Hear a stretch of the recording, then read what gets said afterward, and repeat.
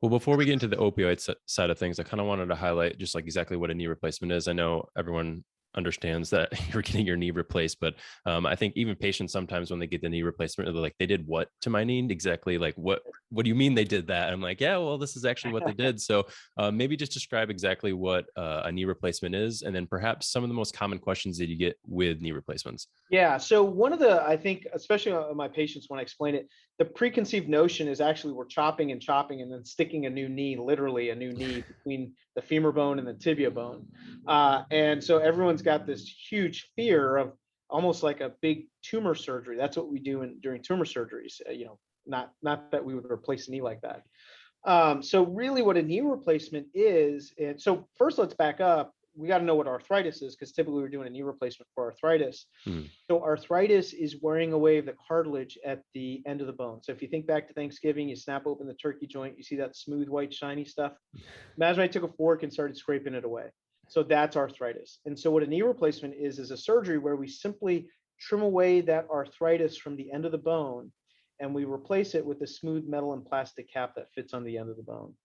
And so it's really we're removing maybe 10 millimeters of that arthritic surface just from the end of the bone, and then we put that cap on. And so that's effectively what a knee replacement is. And so it's almost like a resurfacing procedure, not a true chop chop and then take the whole knee out and put a whole new knee in. It's more that we're just resurfacing and taking the old tread off the tire and putting kind of a new rubber, if you will, back on that tire.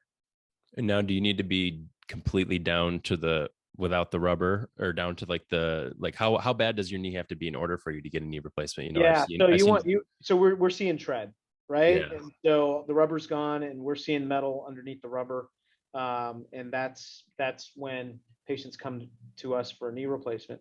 Just like when the rubber's wearing out in your tire, you may not realize it until the tire starts going duh, duh, duh, duh, duh, duh, and then you look and see, you're like, oh, whoa, I didn't realize all that rubber had worn off. And now I'm down to, staring at steel or metal. Same idea. That's what happens in the arthritis process. Patients don't necessarily feel that cartilage wearing out, and all of a sudden, all this pain and stiffness and these things slowly start gradually coming on board, and then they come and see me. So a lot of patients are surprised that they're bone on bone. This is something that goes on for years and years. It doesn't just pop up, over a month.